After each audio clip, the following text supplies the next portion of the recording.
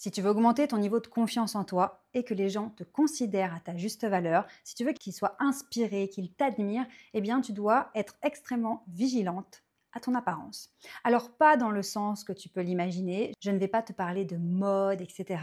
Je vais te donner des biais psychologiques très très importants qui vont influencer les personnes que tu rencontres. Si tu ne me connais pas encore, je m'appelle Charline Caron et j'accompagne les femmes à développer leur confiance en elles et leurs compétences en communication.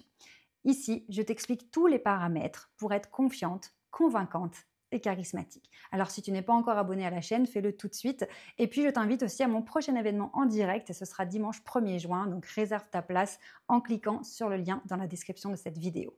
La première chose que je veux absolument te partager, c'est que ton style vestimentaire donne une indication sur ton niveau de clarté mentale. Oui, on n'a pas l'impression comme ça que ça va aussi loin, et pourtant. Lorsque tu sors de chez toi avec un style vestimentaire négligé, eh bien, tu envoies l'image d'une personne qui s'oublie elle-même, qui est dans un mental qui est nébuleux, pas clair. Et concrètement, comment ça se traduit au quotidien? Eh bien, c'est quand tu enfiles n'importe quoi, n'importe comment, tu sors de chez toi, tu n'as même pas vérifié si tu avais les cheveux propres ou pas, les chaussures propres, voilà, tu sors en vrac parce qu'il faut sortir le chien, parce qu'il faut accompagner les enfants à l'école, parce que tu vas rater ton bus. Et donc, tu es toi dans une énergie masculine d'aller à l'extérieur, courir, tu cours après le temps, tu te cours après parce qu'il y a des obligations, il faut, je dois, des contraintes, de la pression, peut-être même de la surcharge mentale. Et malheureusement, cette précipitation, cet oubli que tu as de prendre soin de toi, eh bien, te dessert totalement.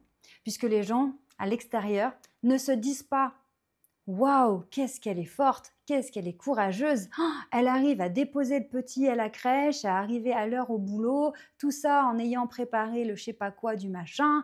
Waouh, quelle femme super forte. Non, les gens ne se disent pas du tout ça.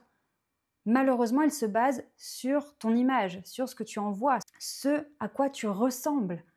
Ça signifie que même si tu as fait des choses extraordinaires depuis que tu t'es levé ce matin, même si tu as fait tourner une machine à laver, tu as vidé et rempli le lave-vaisselle, préparé le pique-nique parce qu'il y a grève de la cantine, bref, tu as fait toutes ces choses extraordinaires, surhumaines, eh bien, si tu arrives avec un style négligé, les gens vont se dire: oula, alors elle perd complètement le contrôle de sa vie, elle ne sait pas qui elle est. Pourtant, tu sais exactement ce que tu dois faire, tu es là, tu gères le planning, tu gères tout le monde, etc. Et finalement, le retour que tu as, c'est que tu es perdu, que tu gères rien, que c'est tout le temps n'importe quoi. Donc tu imagines à quel point, lorsque ton image, ton style vestimentaire n'est pas un minimum maîtrisé, te dessert. Alors là, on se dit, c'est totalement injuste. Ça veut dire quoi? Qu'il faut que je sois tirée à quatre épingles, même si finalement je ne remplis pas tous mes rôles, toutes mes contraintes. Voilà, c'est ça qui compte, c'est l'image, c'est le superficiel. Eh bien, évidemment que non. L'idéal, c'est d'arriver à tout gérer, bien sûr, mais encore une fois, et ça, c'est un autre sujet, on n'est pas des robots, d'accord? Donc, attention quand il y a trop de pression, trop de charge mentale, etc. Cependant, tu dois garder en tête absolument qu'il y a des standards à élever. Tu ne peux plus accepter de sortir de chez toi n'importe comment et de te regarder dans le miroir, les rares fois où tu veux bien te regarder dans le miroir parce que tu n'as plus le temps, te dire que oh, c'est à ça que je ressemble, eh ben dis donc, j'ai perdu de ma superbe, moi. Hein. Aïe, aïe, aïe, je n'étais pas comme ça avant. Ça, c'est terminé. C'est terminé. Si tu regardes cette vidéo, c'est que tu sais au fond de toi que tu devrais prendre soin de toi. Tu devrais prendre soin de ton style vestimentaire, de ton allure, de ton image. Parce que tu gagnerais beaucoup de choses positives. Que ce soit en estime de toi, parce que tu te sentiras beaucoup mieux dans ta peau, mais aussi dans le retour que les autres vont te faire, que ce soit ton mari, tes enfants, tes amis, ta famille, tes collègues et les opportunités aussi professionnelles. Donc on y va, on garde en tête qu'un style vestimentaire négligé envoie l'image d'une personne qui s'oublie totalement, qui manque d'estime d'elle-même. A l'inverse, un style vestimentaire too much, trop chargé, et bien là ça envoie l'image d'une personne qui essaye de compenser. Voilà, par exemple, tu as tellement pas confiance en ta féminité, etc., que finalement tu vas en faire des tonnes, des gros décolletés, des jupes ultra courtes, des talons très hauts, complètement à côté de la plaque en fonction du contexte. Et bien là, on sent qu'il y a un mal-être aussi. Donc l'idée, c'est quoi? C'est d'avoir un style vestimentaire qui est soigné et aligné avec ta personnalité, tes goûts et les contextes.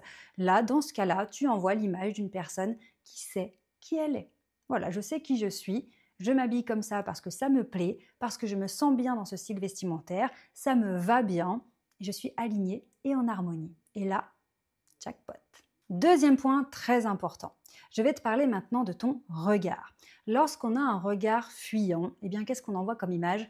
L'image d'une personne qui n'est pas sûre d'elle, qui a peur, qui est craintive, qui n'ose pas se confronter au regard des autres. Ça, on le sait, on a la théorie.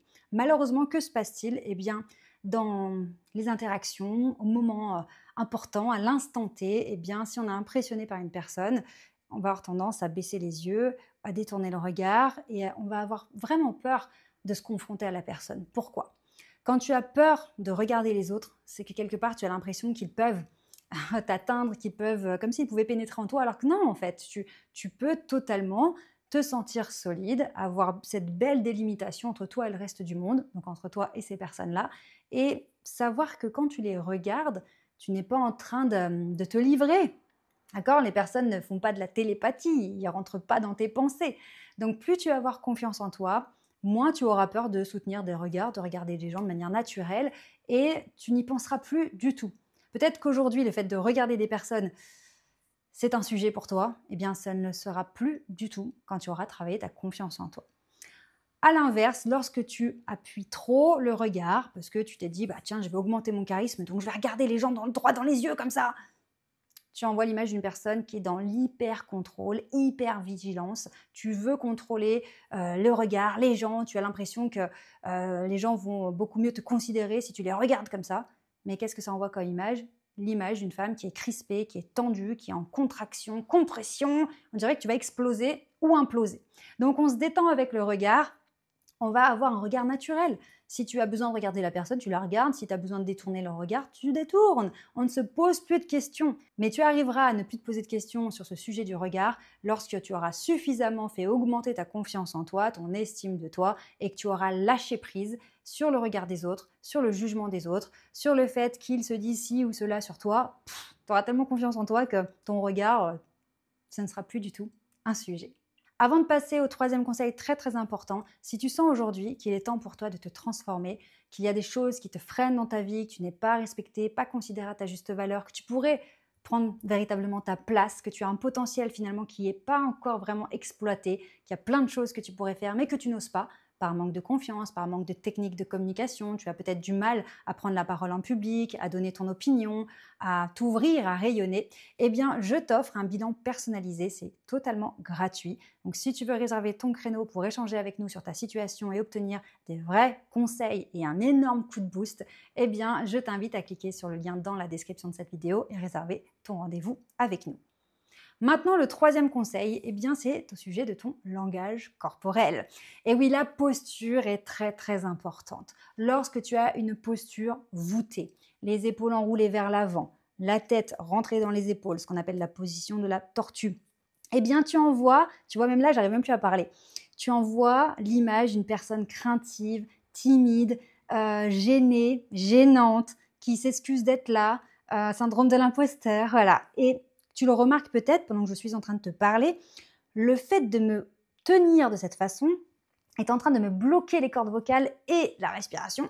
Donc, je commence à être très mal à l'aise pour prendre la parole. Donc, c'est vraiment un cercle vicieux.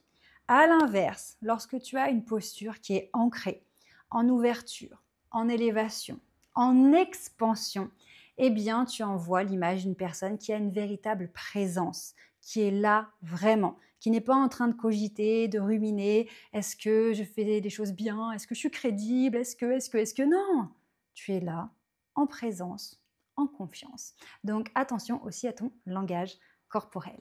Si tu veux développer ta confiance en toi et tes compétences en communication, tu es au bon endroit, donc pense bien à t'abonner à cette chaîne.